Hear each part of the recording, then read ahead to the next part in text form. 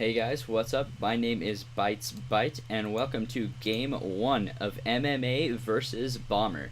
Now this is going to be a TvT played out on Belcher Vestige for Game 1, and we will see how these two players do. Both of them are very highly respected Terrans that both competed very well in recent tournaments. Of course, like WCS, they both do very well in those. So in the bottom right, we are going to have MMA. And in the top left, we will have Bomber. Now, Bomber, for a little bit, he was actually fairly dominant as far as the StarCraft scene goes. For Terran players, he was probably one of the most respected ones. In the past month or so, he has started to drop off a bit, just because I know from seeing his Twitter and everything that he's kind of had a hard time being able to play StarCraft professionally. He still is trying, though, and he's still a fantastic player.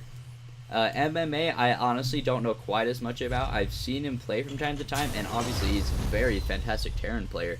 So both of these players are two of my favorite Terran players to watch, and I'm sure we're going to have some interesting games coming out of both of them. I just keep looking at this thing, because it's like the default Terran thing, so it's kind of funny to see that pros, they just keep that. They don't even care. They're so hardcore about their gaming, they're like, who needs these decals and stuff like that. Anyway, looks like we're going to be having pretty much identical builds coming out from both players. Slightly different variants in the times that things have gone down, but nothing too significant at this point. So we'll see what each player decides to go for out of this. Usually I would expect a fast expand out of Terran players in general, although we do see that kind of varies sometimes in WCS. Players like to get a bit more risky. But at least for now, I really wouldn't be expecting that. Now, just want you guys to know that before we go into these games, I don't look at the time thing down here, or I try not to, because I don't even want to know when the game ends or anything. So I am watching this at the same time that you guys are. Barracks are going to be finishing up for both players, so we'll see if they go for expansions. Oh no, I should notice the gases were very high at that point, but the factory's actually going down for both players at this point. No scouting really happening for either. Neither of them went for a Reaper. We do have an SCV moving out over here to go ahead and scout out Bomber, but right now Bomber doesn't have any information. Marine popping out is going to be able to deny this SCV for the most part.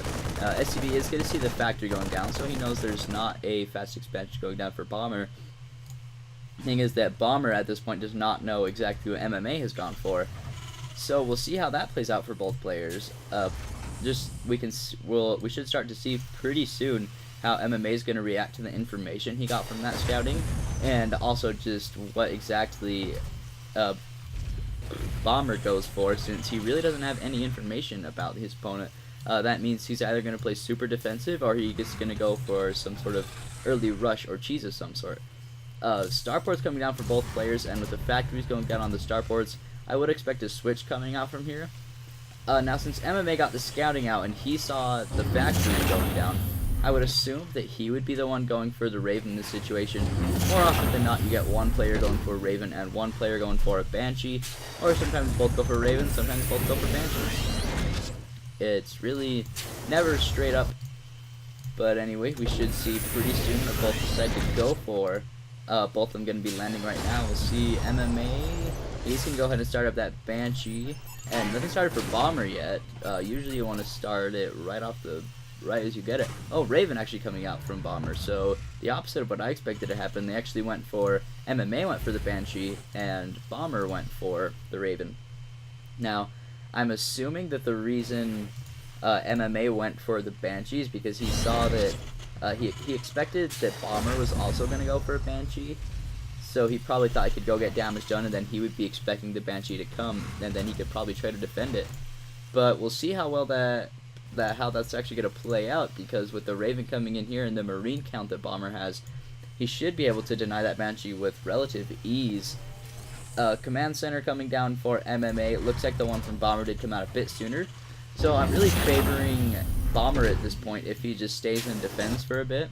If he's able to push back this Banshee, and if there's any follow-up Banshees, if he's able to push those back, he will be in a fantastic position, because his expansion is going to be a little bit sooner, and he didn't have to really waste any money at this point. If those Banshees do happen to get taken out. Of course, we don't know if they get taken out yet. Second Banshee is being produced for MMA, and a Viking being produced for Bomber at this point. The Banshee did take some good shots from the Marines. That took about roughly a quarter of its health, So it looks like it's just going to be flying back home because it just saw everything there. Kind of surprises me that he's not going to go ahead and cancel the second Banshee, because you would think after he saw the Raven and everything, it's just quite a risky move to get that second Banshee out. I mean, I suppose if he can attack this base and the base coming down here at once, the Raven can't be both places at once, but if he just gets Marines and then has enough scans, he should be able to push back these Banshees just fine. Tanks being produced for both players also. Looks like the count is going to be favoring Bomber in that regard as well, because he did get his siege tanks out a bit sooner. So we'll see what we have him going for. Looks like Bomber's going to go take his expansion, and he's going to be moving on to that map. Here's the Banshees coming out from MMA, going to try to harass both bases. Push coming out from Bomber, so actually this kind of jeopardizes what's going on right now, because with Bomber trying to push out here, these Banshees actually will be able to do damage with the Raven being gone.